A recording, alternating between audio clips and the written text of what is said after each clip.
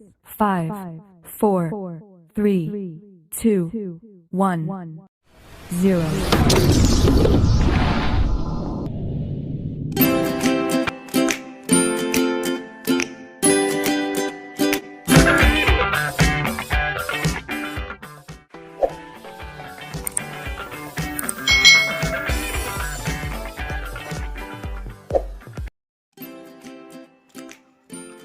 Halo anak-anak semuanya, selamat datang di channel YouTube Bu Nur. Hari ini kita akan belajar bersama-sama untuk mata pelajaran tematik kelas 6. Kita belajar di tema 1, subtema 2, hewan sahabatku, pembelajaran 1. Nah, kemarin kita sudah belajar di subtema 1 tentang tumbuhan. Hari ini untuk pembelajaran 1 sampai 6, subtema 2, kita akan belajar tentang hewan sahabatku. Apakah kamu penyayang hewan? Apa saja ya manfaat yang diperoleh manusia dari hewan? Bagaimana cara hewan berkembang biak? Nah, kita akan pelajari di subtema 2 ini. Negara-negara di Asia Tenggara memiliki banyak jenis hewan. Beberapa di antaranya ada yang dijadikan makanan, simbol negara, atau dijadikan binatang peliharaan. Baca teks berikut dan amatilah gambarnya. Gajah putih dianggap suci oleh beberapa negara di Asia Tenggara seperti Myanmar, Kamboja, dan Thailand. Menjaga gajah putih adalah usaha yang sangat mahal karena pemiliknya harus menyediakan makanan khusus untuk gajah. Nah, ini adalah keunikan dari gajah putih yang dianggap suci oleh beberapa negara di Asia Tenggara. Indonesia dikaruniai luas wilayah lautan lebih besar dibandingkan luas daratan.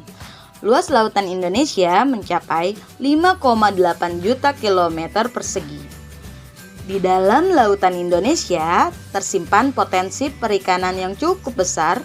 Salah satu ikannya adalah ikan tuna.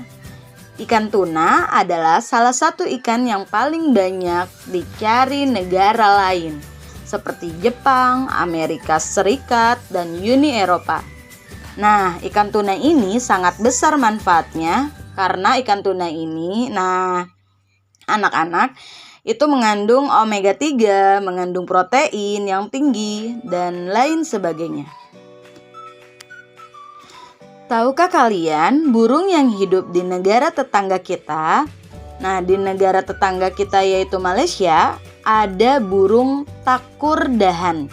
Nah, burung takurdahan ini adalah hewan yang dilindungi di negara Malaysia. Setiap hewan memiliki kemampuan berkembang biak. Dengan berkembang biak, hewan dapat melestarikan jenisnya. Tahukah kamu bagaimana cara hewan berkembang biak? Jadi, hewan itu perlu berkembang biak untuk melestarikan kehidupannya. Hewan berkembang biak dengan 3 cara, yaitu yang pertama bertelur atau ovipar, lalu beranak atau vivipar, dan bertelur dan beranak atau ovovivipar. Hewan yang bertelur atau ovipar. Nah, hewan yang berkembang biak dengan cara bertelur disebut ovipar. Contohnya adalah ayam dan jenis burung lainnya. Dapatkah kamu menyebutkan hewan ovipar lainnya? Dan ini adalah gambar-gambar hewan yang berkembang biak dengan cara ovipar.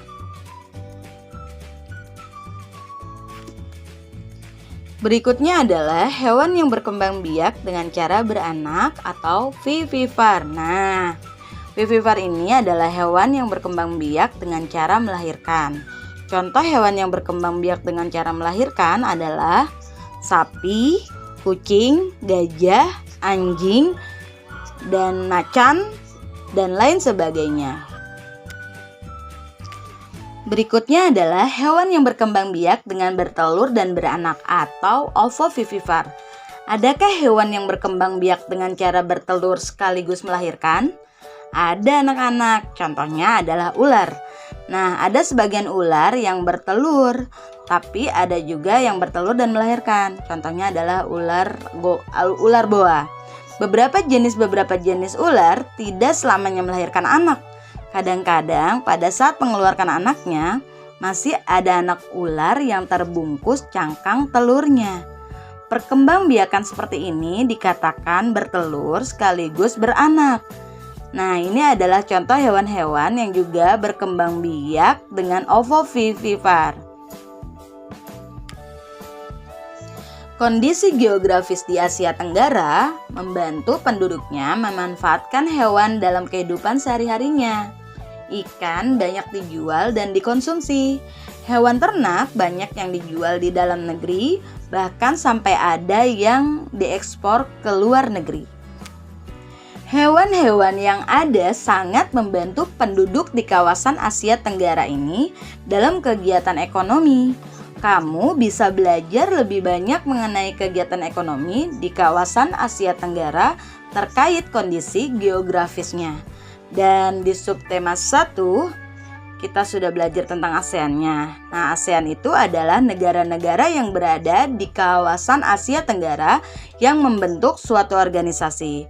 Kita sudah belajar tentang kondisi geografisnya di subtema 1.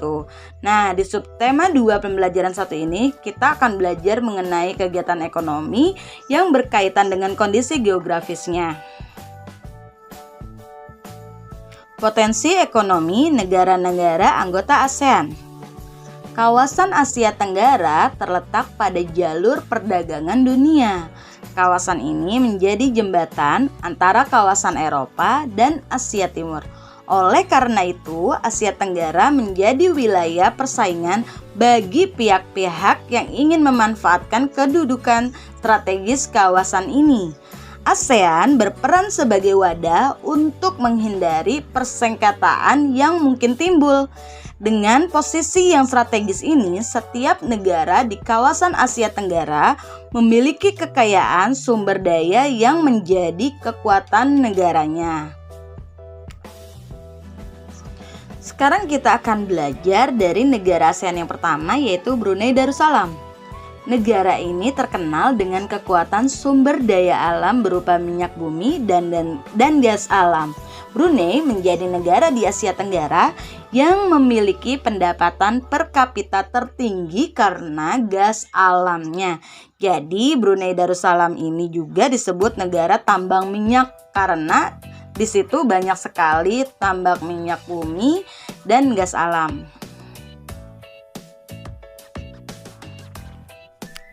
Negara berikutnya adalah Filipina. Filipina adalah sebuah negara kepulauan yang mata pencaharian penduduknya adalah di bidang pertanian. Filipina berhasil menjadi salah satu negara di dunia yang dapat membangun dan mengembangkan pertaniannya dengan baik. Beberapa produk unggulan hasil pertanian itu diekspor ke berbagai negara seperti nanas, padi, kelapa, dan gula. Hasil pertanian ini juga yang menunjang perkembangan ekonomi. Negara selanjutnya adalah Indonesia. Sebagai negara kepulauan terbesar di kawasan ini, Indonesia memiliki ragam sumber daya alam yang sangat kaya. Banyak hal yang dapat dikembangkan untuk memperkuat perkembangan ekonomi. Saat ini Indonesia mengekspor minyak dan gas bumi, ada tekstil dan produk-produk dari kayu. Pertambangan menjadi salah satu pintu masuknya para pengusaha mancanegara ke Indonesia. Keindahan alam di Indonesia merupakan daya tarik yang menjadi sumber devisa negara dari sektor pariwisata. Jadi, sektor pariwisata itu bisa menyumbangkan dana yang berupa sumber devisa negara karena orang-orang dari luar negara Indonesia itu untuk wisata ke Indonesia. Negara selanjutnya adalah Kamboja. Nah, Kamboja ini kan dialiri Sungai Mekong ya. Anak-anak sudah tahu geografisnya. Di daerah Sungai Mekong ini merupakan daerah yang subur, maka mata pencaharian kebanyakan penduduk Kamboja sebagai petani. Nah, hasil pertanian Kamboja yang besar adalah padi dan karet.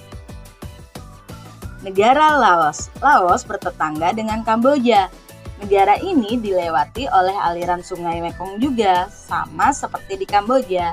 Kegiatan pertanian banyak dilakukan di sepanjang aliran sungai ini. Sebagian besar hasil pertanian dinikmati oleh masyarakat Laos. Negara berikutnya adalah Malaysia. Kegiatan ekonomi utama penduduk Malaysia adalah di bidang pertanian, pertambangan, dan perindustrian. Perdagangan internasional merupakan salah satu kegiatan ekonomi Malaysia yang mengalami pertumbuhan tercepat. Peralatan elektronik, minyak, dan gas bumi diekspor ke negara lain. Produk dari kayu, minyak sawit, karet, tekstil, sepatu, dan bahan-bahan kimia diperdagangkan di dunia internasional.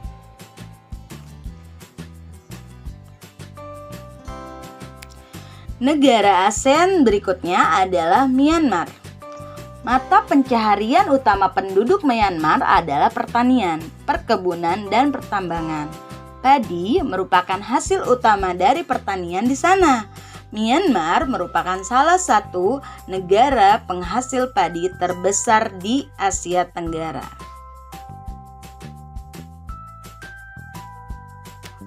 Negara selanjutnya adalah Singapura. Nah, Singapura ini merupakan negara paling maju di kawasan ASEAN.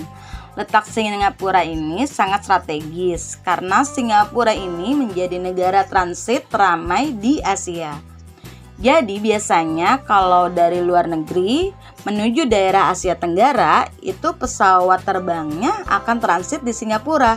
Dari Indonesia kalau kita keluar negeri misalnya ke Amerika dan sebagainya biasanya akan transit di Singapura.